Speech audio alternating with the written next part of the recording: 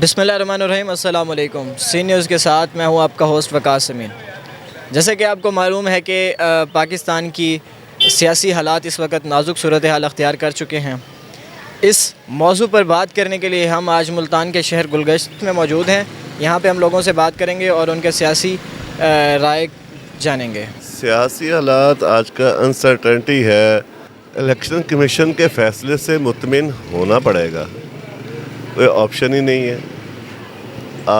DROs उसके बाद election के फ़ैसले वो चल रहे हैं, लोग केसेस करेंगे, वो चलते रहेंगे, मामला इसी तरफ जाएगा और इस कंटिन्यू करेगा ये सिस्टम। आपको नहीं लगता कि इस सारी सिचुएशन की वजह से पाकिस्तान की इकॉनमी बड़ी तबाह हो रही है?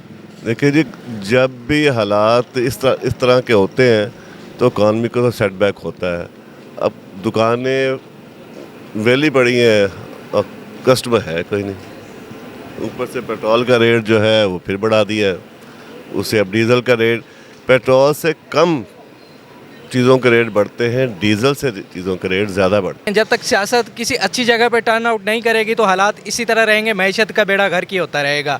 मियाँ साहब कहें कि मैं आ जाता हूँ, जरदारी साहब कहें कि हम आ जाते हैं, तो ये तो इस तरह तो मामला सेटल नहीं होंगे। जब तक ऊपर से ऑर्डर नहीं आएगा तो कौन आके बैठ सकता है? जब तक उनकी इजाज़त नहीं होगी, ऊपर का मतलब आप अच्छे तरीके से समझ सकते हैं कि किसका नाम मैं कहना चाह रहा हूँ। ये ना हो कि अभी मेरे जाने के बाद पीछे पीछे मेरे ब्लैक बिगो डाला आना शुरू हो जाए, तो मैं माजरत चाहता हूँ, मैं क्लियरली बात आपको नहीं बता सकता। बहरहाल जब तक सियासत किसी अच्छी जगह पे नहीं पहुंची, तो कारोबार हो गया या कोई भी सियासी सूरत हाल है किसी अच्छी जगह पे, मैं तो आपसे स्ट्रेट फॉरवर्ड कह रहा हूं कि इसको सिर्फ आर्मी चीफ बेहतर कर सकता है बस। इसके अलावा पाकिस्तान में किसी के अंदर कितनी इतनी पावर नहीं है। अगर पावर है भी सही तो वो जेल में है। कोई पार्टी ना वाज़ेह अक्सरियत है ना कोई इसको मानने को तैयार है। अगर 2013 की हुकूमत हम देखते हैं तो उसमें नून लीग ने बेहतर किया है मुल्क के लिए। देखा जाए तो पीटीआई की सीटें ज़्यादा हैं, उसको आगे आना चाहिए, मगर वो उसको आने नहीं दे रहे। आपने एक सवाल पूछा कि कौन सा लीडर है, तो मैं ये कहता हूँ कि इस वक्त अगर हम हमारे मुल्क को इस मसाइल से आगे निकाल सकते हैं, मुल्क को जो तैयब जैसे उर्दगान ने खड़ा किया अपने टांगों पे तुर्की को, अगर उस कंडीशन पे आज हमारा अगर मुल्क मतलब स्ट्रॉन्ग होने जाएगा तो वो इमरान खान के थ्रू जाएगा। और मुझे ऐसा कोई लीडर नज़र नहीं आ रहा है इस मुल्क में। अगर एक कमिश्नर खुद कहते हैं कि मैंने ये काम किया, इसका मतलब जो अगला पार्टी इल्ज़ाम लगा रहा है वो तो सच साबित हो गया। वो कह रहे हैं कि मेरे साथ जितने बड़े बड़े हैं, चीफ इलेक्शन से लेकर चीफ जस्टिस तक, सब मेरे साथ जो है ना इस काम में मुलविस है। लोग 2 वक्त 3 वक्त रोटी के लिए तरस रहे हैं। नवाज शरीफ साहब ने बड़े सतह पे पैसे खिलाए हैं, तो मैं आपको लगता है कि पाकिस्तान का सिस्टम और पाकिस्तान की मईशत की बागडोर ठीक कर सकता है? जी, मैं तो इमरान खान को सपोर्ट करता हूँ, क्योंकि हमारे अलावा इमरान खान के अलावा हमारे पास कोई ऑप्शन नहीं है मुल्क को ठीक करने के लिए। बाकी जो सियासतदान रहे उन्होंने जद्दोजहद नहीं की पाकिस्तान के लिए। उन लोग जो ये जद्दोजहद की कि उन लोगों ने पैसे चोरी किया हुए, आजकल जो हमारा हालात है ना, तो ये उनकी वजह से। ये तो पूरे दुनिया कह रही है कि भाई धांधली है, लेकिन ये तो एक वाज़ेह निशान है कि पीटीआई जीत चुकी है। बेहतर यही था कि अगर नवाज शरीफ की हुकूमत हो जाती तो। जी नाज़रीन, तो आपने जाना कि इलेक्शन को इतने रोज़ गुजर चुके हैं, लेकिन अभी तक उसका फ़ाइनल डिसीजन कोई नहीं हो सका। इसी के हवाले से हमारी आवाम ने उनके जो ख़यालात हैं हमने वो आप तक पहुँचाए। इसी के साथ इजाज़त दीजिए। आपका होस्ट वकास अमीन। अल्लाह हाफ़िज़। पाकिस्तान जिंदाबाद।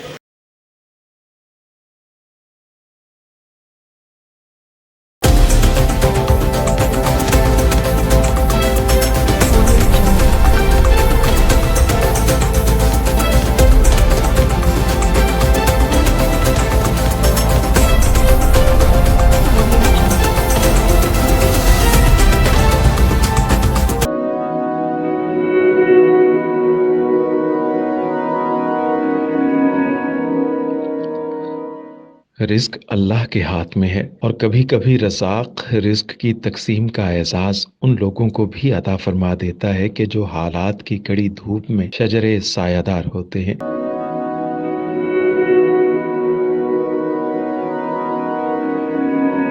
मुल्तान में सुल्तान फाउंडेशन की जानिब से मुख्तलिफ मकामात पर सैकड़ों अफराद के लिए सुल्तान दस्तरखान सजाया जाता है।